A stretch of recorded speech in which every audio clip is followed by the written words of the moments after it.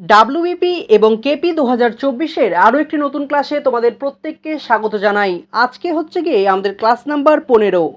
আজকের ক্লাসে আমরা 10টা গুরুত্বপূর্ণ প্রশ্ন এবং উত্তর আলোচনা করব, যেই প্রশ্নগুলো ডাব্লিউবিপি এবং কেপির পরীক্ষার জন্য অত্যন্ত গুরুত্বপূর্ণ। সে কারণে তোমরা ক্লাসটাকে প্রথম থেকে শেষ পর্যন্ত একেবারে মনোযোগ সহকারে করতে থাকো। তার পাশাপাশি আগের ক্লাসগুলো তোমরা যারা এখনও করোনি তারা চ্যানেলে গিয়ে করে নিও, যারা এই চ্যানেলে নতুন রয়েছে তারা চ্যানেলটাকে সাবস্ক্রাইব করে দিও। আজকের প্রথম প্রশ্ন, সরাবতী নদী কোন রাজ্যের উপর দিয়ে প্রবাহিত হয়েছে?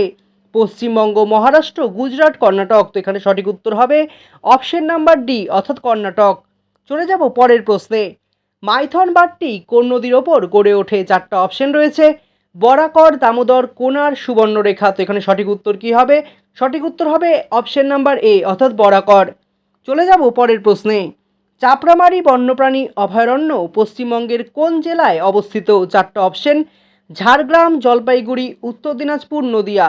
এখানে সঠিক উত্তর কি হবে?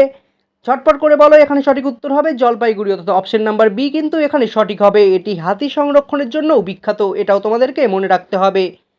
চলে যাব পরের প্রশ্নে।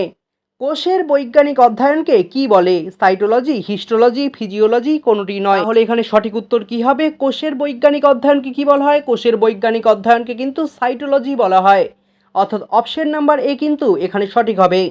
চলে যাব পরের প্রশ্নে। কত তারিখে বিশ্ব জল দিবস পালন করা হয়? 4টা অপশন রয়েছে, 22শে জানুয়ারি, 22শে ফেব্রুয়ারি, 22শে মার্চ, 25শে এপ্রিল। তো এখানে সঠিক উত্তর কি হবে?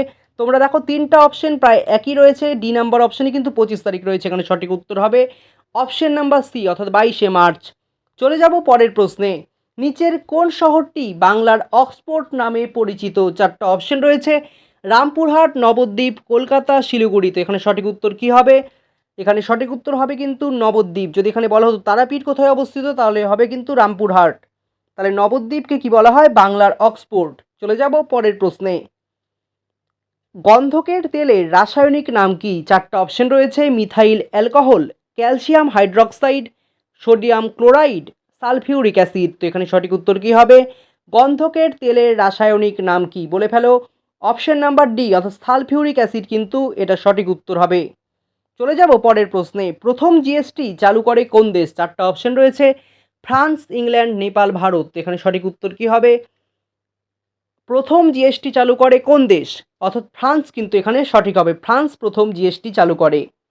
চলে যাব পরের প্রশ্নে। ভারতের সর্বাধিক তামাক উৎপাদনকারী রাজ্য হলো? 4টা অপশন রয়েছে, বাংলা, বিহার, ওড়িশা, অন্ধ্রপ্রদেশ। তো এখানে সঠিক উত্তর হবে অপশন নাম্বার ডি অর্থাৎ অন্ধ্রপ্রদেশ।